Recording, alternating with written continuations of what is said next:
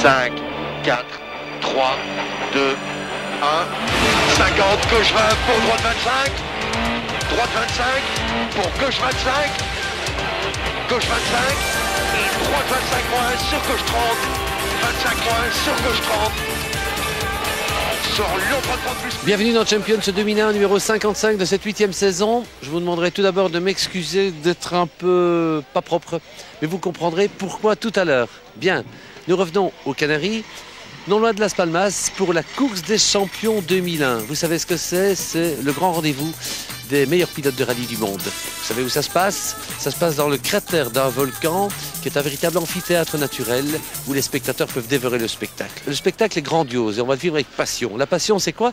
C'est de voir qui va s'imposer, le meilleur parmi les meilleurs, mais c'est aussi de suivre notre jeune espoir, François Duval, 21 ans tout récemment. François Duval qui est aux Canaries pour la première fois. Il va découvrir le pays, le terrain, le circuit, les voitures, les adversaires. Il va tout découvrir. Récit d'une découverte vécue avec passion de l'intérieur. Aux Canaries, c'est l'été toute l'année, même en hiver. Sur l'île de Gran Canaria, en ce mois de décembre, il y a 20 degrés.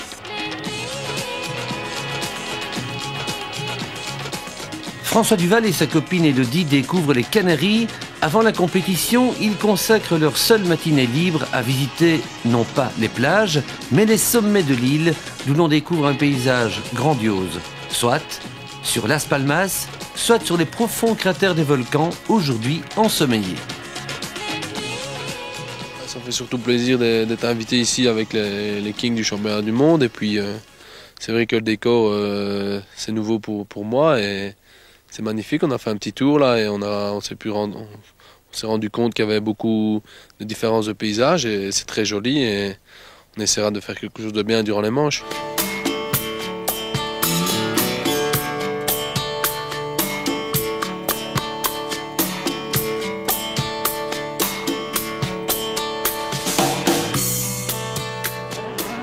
François arrive au fameux circuit de la course des champions, un lieu mythique qui est depuis 10 ans l'amphithéâtre d'affrontements homériques et d'exploits légendaires. Un circuit qu'il a souvent vu à la télévision et dont il a longtemps rêvé. Vendredi après-midi, François Duval entre dans le parc d'assistance pour disputer les premiers essais et faire connaissance avec l'impératrice des lieux, l'ex-championne du monde des rallyes, la française Michèle Mouton. Tout à l'heure, on a expliqué à François Duval, qui était à peine né quand vous étiez au sommet, j'imagine, qui vous étiez et qui vous êtes. Une championne du monde devant toi, François. Une dame. Ouais, c'est magnifique pour une dame d'être championne du monde et puis se faire inviter en plus par madame, là, c'est super. C'est sympa l'idée d'avoir pris des jeunes. Bah oui, parce que je trouve que c'est le futur et tous ces jeunes qui vont très vite, je trouve que c'est sympa de leur donner. On a toujours fait ça, essayer de leur donner une chance de montrer sur des voitures égales ce qu'ils sont capables de faire. Je crois que c'est bien pour eux et c'est bien pour le public, c'est bien pour tout le monde. Alors vous leur offrez un cadeau royal aux vainqueurs des 4, c'est de se retrouver immédiatement? Bah oui, dans la course des champions, bah oui, bien sûr. Pourquoi pas? On a eu d'autres talents avant qui avaient démarré, comme Tommy Mäkinen qui était venu en 90 à Barcelone quand il n'était encore qu'un conducteur de groupe N et qui avait montré justement qu'il était allé en finale avec Stig Blomqvist sur la Quattro à l'époque. Et tout le monde avait dit, eh bien lui il ira loin. Et bon, vous savez aujourd'hui ce qu'il en est. Donc c'est sympa, je trouve, de les mettre en condition et de voir ce qu'ils font. 4 juniors sont invités. Gabriel Pozzo, Sébastien Loeb, Miguel Campos et François Duval. Place aux recommandations techniques et à l'explication de la piste, c'est Fabrizia Pons, l'ancienne copilote de Michèle Mouton en rallye mondial, qui joue les professeurs. Premier contact avec les engins, François Duval va découvrir le circuit et 3 véhicules inédits. Au premier tour, en Yaris, il se fait quelques petits frissons. Au deuxième tour, c'est déjà plus tranchant. Premier contact. Ouais, ça va. C'est quand même difficile à retenir, donc on va voir avec des plus grosses voitures, mais faut faire attention quand même. Sinon, ça va bien. Le voici en Mitsubishi, une Groupe N espagnole assez pointue. 280 chevaux. Alors François, en 4 roues motrices, ça va? Ouais, c'était dur. Au premier tour, ça allait, mais au deuxième, il y a le siège qui a reculé à fond. Et j'arrivais plus au pédale, donc c'était pas évident. Et j'ai préféré achever mon deuxième tour calme, mais ça va. Un peu monté au talus quand même. Ouais, j'arrivais pas au pédale et j'ai quand même essayé d'apprendre au maximum la piste sans faire les 2 tours au ralenti. Donc on essayait de faire de son mieux. Je n'arrivais pas à débrayer ni accélérer. Maintenant Buggy. Ouais, Buggy, ben, ça m'a rappelé mes débuts.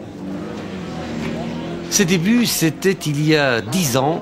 Il avait 10 ans à peine. Ce Buggy, c'est 170 chevaux pour 425 kg. La puissance d'une World Rally Car.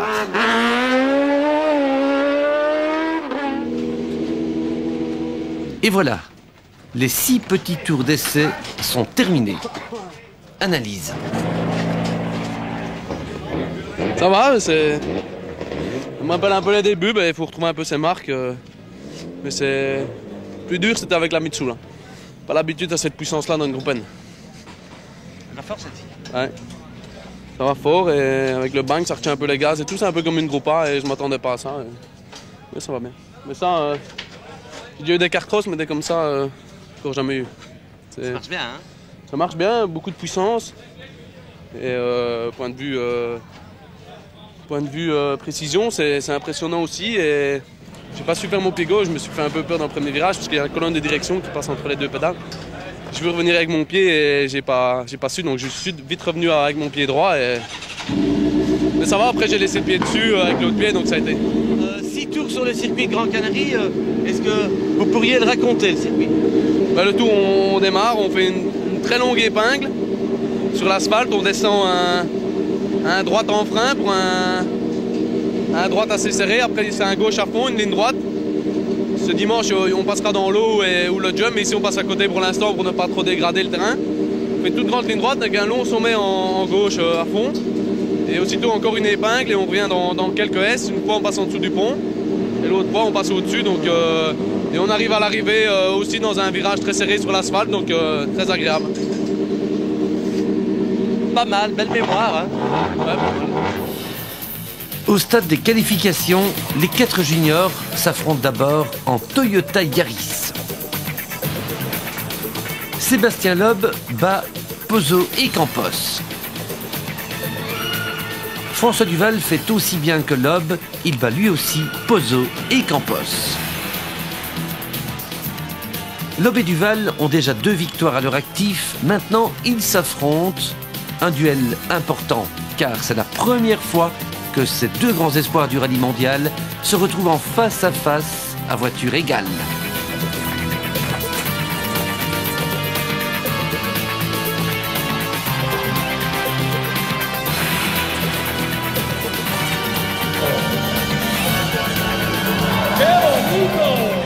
Et François Duval bat Sébastien Loeb de plus de 2 secondes. Je crois que vous avez gagné 1 manche, 2 manches et 3 manches.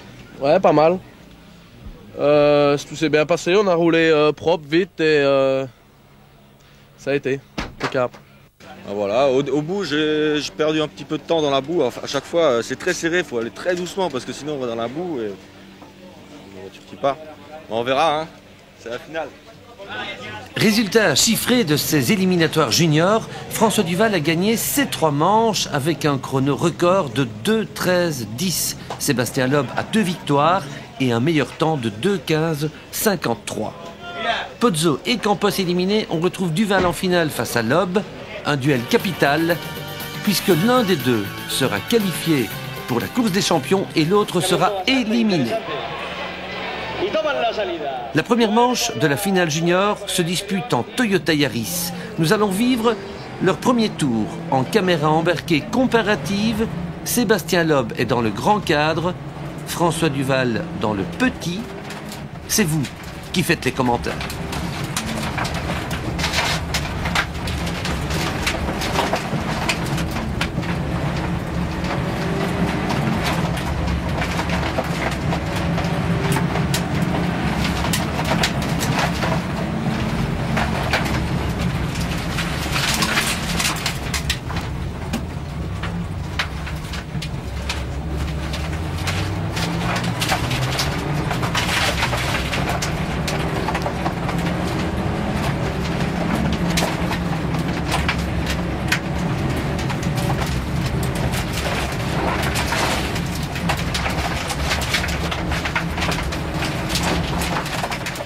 À la fin du premier tour, François Duval est devant.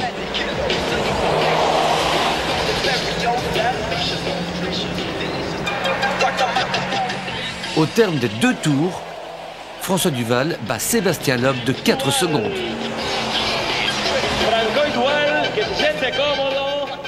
Ça va de mieux en mieux, donc on va voir avec les Mitsu là. C'est vrai qu'avec Sébastien on a fait 2 belles courses et 2 fois j'ai été devant et c'est comme ça. Chaud? Chaud? Il fait chaud? Moi je suis chaud. Ouais. Chaud, Sébastien. Ah ouais, difficile, hein. J'ai fait 2-3 petites erreurs, mais pas trop quoi. Hein. Mais bon, il allait très vite et voilà, il a gagné. La seconde manche se dispute en Mitsubishi. François Duval est dans la rouge, Sébastien Loeb dans la blanche.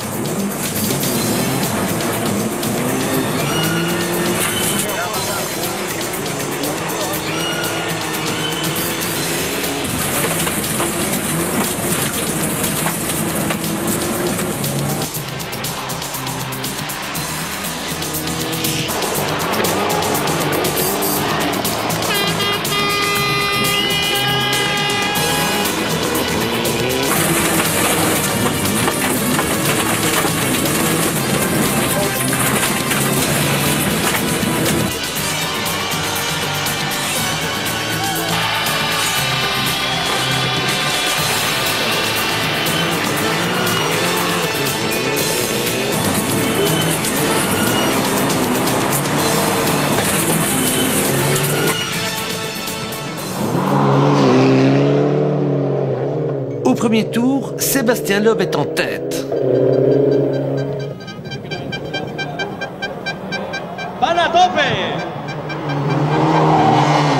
À la fin du deuxième tour, François Duval gagne. Ouais, j'ai tapé un panneau là, mais passer d'une à l'autre, c'est difficile sans avoir fait d'essai. Mais sinon, ça allait. Bon, la Mitsubishi, vous connaissez bien, hein? Ouais, on connaissait bien, ouais, c'est vrai. Vous, Sébastien, Première fois, moi, en Mitsu. quel capté?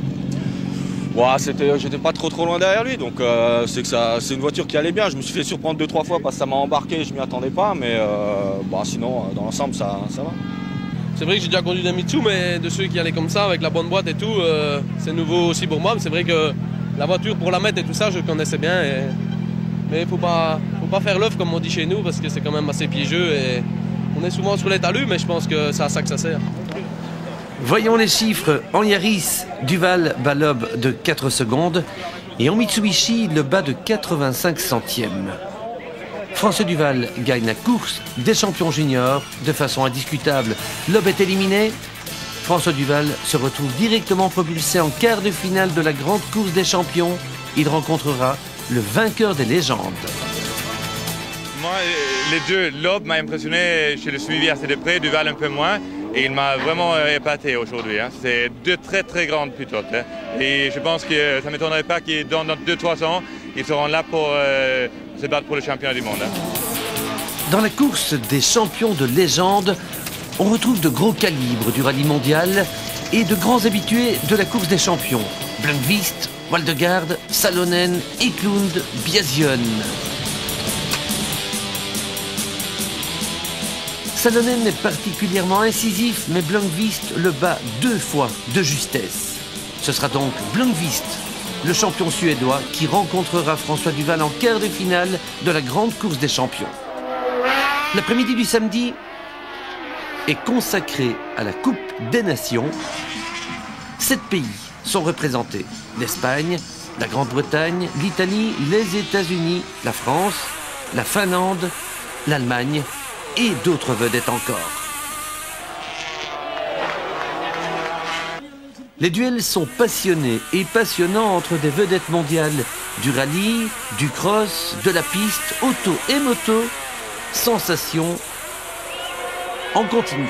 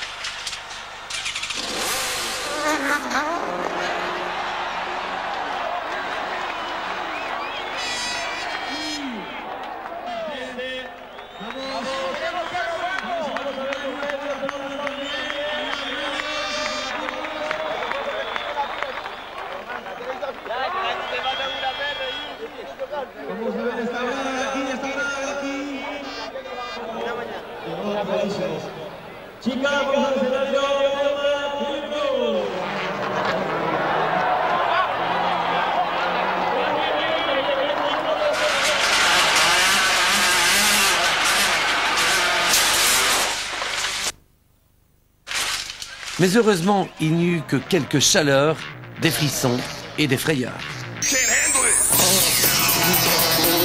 Et l'Espagne gagne cette Coupe des Nations avec Xos, Alonso et Pourras. Samedi en fin d'après-midi, François Duval découvre les engins qu'il utilisera le lendemain en quart de finale. Physique la Seat. Non, ça va. Une WRC, c'est vrai qu'elle est un peu plus dure qu'une Focus par exemple. Mais ça va. Maintenant, il teste l'énorme Saab turbo de Perry Klund. First second, third clutch. And then you can take it, da. Premier tour, il découvre. Au deuxième tour, il a compris.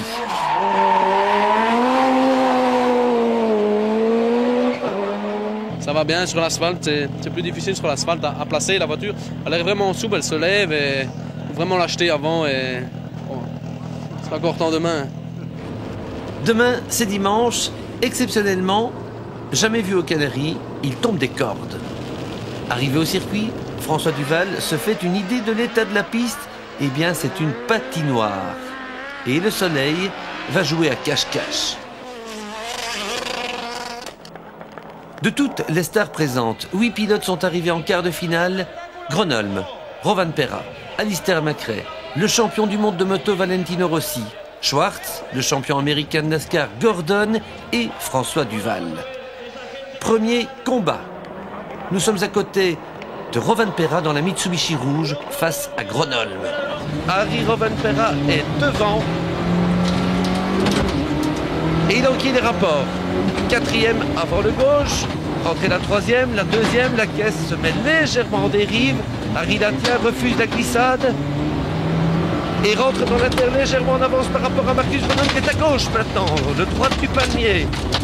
La caisse est enroulée légèrement en glisse avec une petite montée sur les talus. Celle d'arrière droite touchée. On évite le water splash, le quai en passant à droite. J'ai vu Harry Rovanperä jeter des coups d'œil à gauche pour se demander si Marcus Gronholm est là ou n'est pas là. On va le voir maintenant. Marcus Gronholm probablement à l'intérieur. Nous sommes à l'extérieur. Marcus Gronholm légèrement en tête. Va passer sous le portique rouge, tandis qu'Harry Rovanperä nous emmène sous le pont, croisement. Je pense que Marcus Gronholm est légèrement en avance. C'est maintenant qu'Harry Rovanperä doit livrer son force. Et il le fait, il est à l'intérieur, c'est à peu près égal. Voyons voir, c'est Gronholm qui est devant, mais qui part en glisse. Et Harry Rovanperä tient la caisse bien et gagne. Dans l'autre manche, en Seat, Gronholm fait un tête-à-queue. Rovanperä gagne, il rencontrera le vainqueur du duel Blomqvist-Duval en demi-finale. Duval, le néophyte, 21 ans. Blomqvist, le spécialiste, 56 ans. Nous sommes copilotes de François Duval dans la Mitsubishi rouge à gauche. Très bon départ de François Duval. Excellent départ, nous sommes en tête déjà. Mais Stig Blomqvist remonte à l'extérieur. Entrée du premier gauche sur asphalte. Ça glisse très fort. François ne prend pas du tout la corde. Accélère en sortie, ça glisse, ça part en travers. Nous sommes dans la terre maintenant. Stig Blomqvist est à droite, sous le palmier. François aborde le premier droit, c'est bien qu'à la caisse. Il part un peu dans tous les sens. On ne passe pas sous le portique, on passe à gauche. Il coupe bien le virage. C'est un droit presque à fond. Attention, ici on est à 120 à l'heure. Ça glisse très fort dans le fond. C'est plein de coups. S'appuyer légèrement sur les talus. Restez à l'intérieur, restez à l'intérieur, à l'intérieur, à l'intérieur. Maintenant, mettre la gomme. Accélérer. Ça motrice difficilement. Ça glisse énormément. Ça patine. C'est de la boue. Et avec les pneus terre qui répondent mal, nous sommes comme avec les pneus de route sur de la glace là. Le petit droit du palmier dans la montée. Je pense que François est légèrement en avance. On frôle le jardin. Les belles roses de Noël. On rase le rail. Stig Blomqvist est en tête. Maintenant, il faut donner. Je crois que c'est bon. Attention, le deuxième tour sur asphalte va être important. Ne pas trop basculer la caisse. La tenir, c'est bon. C'est bon. François rentre la deuxième. Stig est parti pratiquement sur deux roues en tapant la corde à l'intérieur. Attention, c'est maintenant que ça se joue. On est parti en travers, mais François a rattrapé la voiture.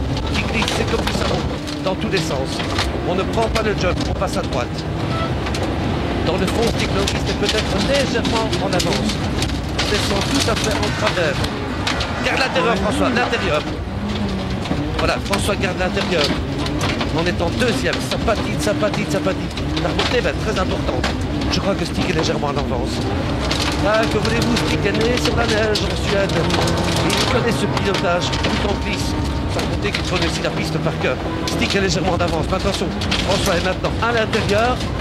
Et ça part dans tous les sens et je peux vous garantir que c'est pas évident. Je pense que ça va être juste. Et je pense que François Duval... Oh, c'est tout juste. C'est tout juste, mais François gagne pour 6 millièmes de seconde. Incroyable. 6 millièmes. Pour la deuxième manche, encore de bas, Blomqvist est largement favori. Grand habitué des grosses 4x4 turbo, il doit battre François Duval. Mais il se plante, perd 18 secondes et est battu, éliminé par François Duval. La victoire de Duval est nette. Elle est symbolique aussi d'une certaine forme de passation de pouvoir. So I think to be beaten by François Duval is maybe a surprise for you, but no, not really. Because I saw him in Australian things, I know what he can do. Ben voilà, hein. Stig Blomqvist éliminé. Oui, il est éliminé. On voit que ça lui fait un peu mal quand même. Mais c'est la course. C'est vrai que la première manche en Mitsu à 5 millièmes, c'est rien du tout. On n'a pas fait d'erreur chacun en Mitsubishi. Et avec la WRC, j'étais assez à l'aise et ça s'est bien passé. Il a fait une petite erreur. C'est dommage parce que ça aurait été une belle lutte. Comme on a bien roulé, je pense que ça aurait quand même encore été chaud. François Duval sera donc opposé en demi-finale à Rovanperä, vainqueur de Grönholm. Voyons maintenant l'autre moitié du tableau. Il y a 4 pilotes. Macrae a déjà éliminé Rossi. Reste à voir qui sera le meilleur entre l'Allemand Schwartz et l'Américain Gordon.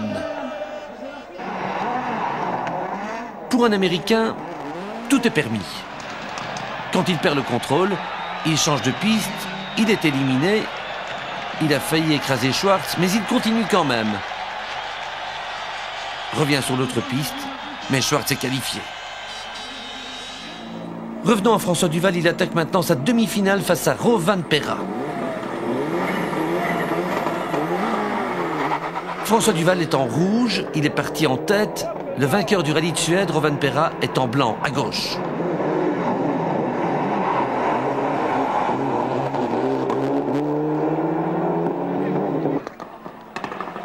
Il n'y a pas photo entre François et Harry. François gagne avec plus d'1,5 seconde d'avance. Deuxième manche, encore de bas. Si François gagne, il est en finale. Nous sommes à côté de François. Bon, attention, départ dans 1 seconde. Nous calons au départ. Comme en route.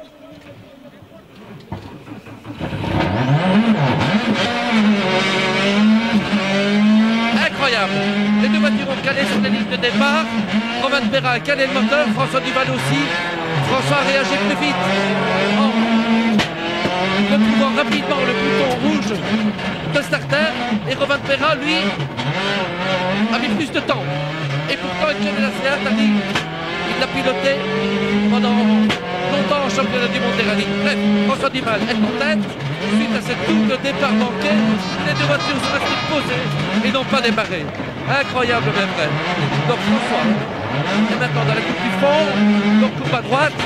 Les deux voitures sont pratiquement à égalité. C'est sûr que le Finlandais, Rovanperä, qui connaît cette Seat comme sa boîte à gants, comme le font ses poches, c'est ce qu'il faut faire pour l'amener à la limite. Ce que François Duval est en train de faire lui aussi en dansant maintenant sur l'asphalte. Attention, la caisse est en dérive. François la tient bien. On va pas toucher le rail. On est en avance par rapport à Rovanperä et on est bien en avance. On est bien en avance et je le signale à François. François, on est bien en avance. Pas d'erreur au deuxième tour. Pas d'erreur, on est bien en avance, on est bien. Tout va bien. Il ne faut pas faire d'erreur. Comme ceci. Mais repart. Repart François. Ah zut, ce tête à queue. On ne s'énerve pas. On est noyé. On ne s'énerve pas. On est noyé. On va repartir, c'est pas un problème. C'est pas du tout un problème, François. Rovanperä a gagné cette manche, mais au moins, François était en tête devant le Finlandais. faire le goal du fond. Ah, c'est dommage. On ne le dira pas trop. Parce qu'on a vécu un moment extraordinaire.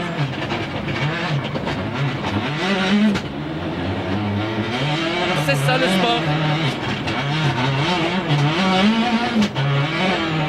On va le dire quand même, on est déçus. Hein. Bien sûr qu'on est déçus.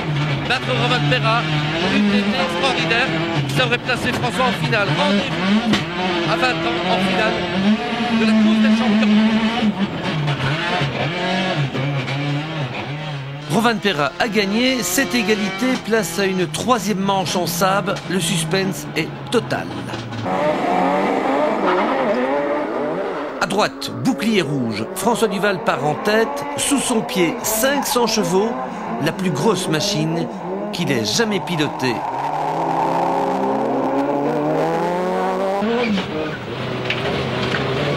Ah, c'est pas évident de manier cette machine. Pas du tout. Un véritable monstre de pilotage.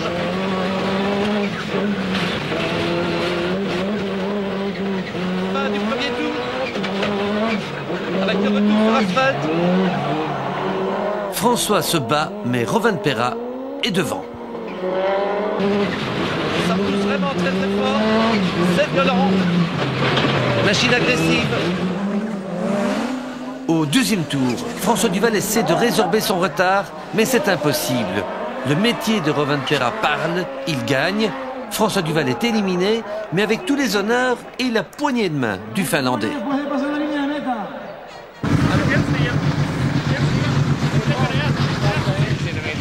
Yeah, Seat, le moteur il stoppe. Yeah, The start? The same. Stop the engine. Yeah. Exactly. And after that is... C'est déjà bien d'être arrivé en demi-finale et on a... Dommage qu'on a calé avec la Seat parce que on était parti devant je crois et on aurait pu le rester parce que je sentais bien la voiture et en sable c'est un peu trop difficile sans expérience ni... Ça fait quand même 600 chevaux, il fait quand même super glissant et c'est une boîte 3 vitesses, il faut quand même s'habituer et on n'a pas l'expérience de ce genre de voiture mais on a fait une belle course tout à l'heure avec Stick donc je suis très content. Premier junior et va aller jusqu'en demi-finale, c'est bien. François Duval devient donc spectateur pour la demi-finale opposant Macrae à Schwartz. C'est Armin Schwartz qui gagne et va en finale face à Rovanperä. Pour la première manche en sable, nous montons à côté de Rovanperä. Armin Schwartz pratiquement à l'écart. Rovanperä fait de même. Quel combat super entre l'Allemand et le Finlandais. Il commence à pleuvoir, les Finlandais aiment ça. On va monter au talus. Harry la retient. Il n'est pas allé vraiment, mais ça serait fallu de peu. Il passe dans le guet. L'eau est rentrée et la boue dans la voiture. On est bien maculé. Comme si nous étions des guerriers de boue. À l'intérieur, Harry. Ah, je peux vous dire qu'on est propre, qu'on a chaud. Et maintenant, il faut gagner. J'ai un goût de vase dans la bouche. Et Rovanperä du goût du sang dans la sienne. Car c'est un viking. Et il veut battre l'Allemand. Sportivement, bien sûr. Armin Schwartz en tête, et de peu. Deuxième manche en Seat, toujours avec Rovanperä. Rovanperä, je vous le dis, va gagner face à Armin Schwartz, j'espère en tout cas. Et c'est fait. Et le voilà, une troisième manche en finale. Et c'est superbe. Harry Rovanperä, de la race des grands Finlandais, c'est certain, des Kankkunen, des Mäkinen. Troisième manche, la belle en Seat. Cette fois, nous nous installons à côté d'Armin Schwartz, en retard, après un tour. Attention, maintenant on est sur asphalte pour la deuxième fois. Schwartz a trouvé le premier tour. Ah, on a donné derrière dans l'arc. Ça fait un peu de carrosserie, mais on reste bon. À voir si on n'a pas un peu arrière-droit, levé comme il est. Schwartz, c'est maintenant qu'il doit tout donner, il le sait. Infernal à nouveau, on coupe tout à fait dans le droit, on plonge dans le positionnement. Armin doit garder l'intérieur, les deux voitures sont d'égalité, avec éventuellement un peu plus d'écart que Schwartz est en train de creuser. Aussitôt, cette famille n'est pas coupée. Et les deux règles de la route, Schwartz est devenu fou, je ne sais pas ce qu'il lui prend, il peut gagner. pied. Attention, il ne faudrait pas faire un tonneau maintenant. On monte au talus. On va se percher des bas-côtés. Et attention, Schwartz devant et devant et devant. Mais on monte sur les talus. Et Romain Perra gagne. Harry Rovanperä a donc battu Erwin Schwartz en 3 manches. Pas mal, car c'était sa toute première course des champions. Feeling is very good because we have a very difficult round with one car and a lot of money inside, but now feeling is quite okay. Pas grave, c'est pour l'année prochaine. Non, bah, c'est bien. En plus, on est 3e au général. Hein. Donc, on a tout le temps et on a fait de très belles courses. On est très contents et l'année prochaine, ça ira encore mieux.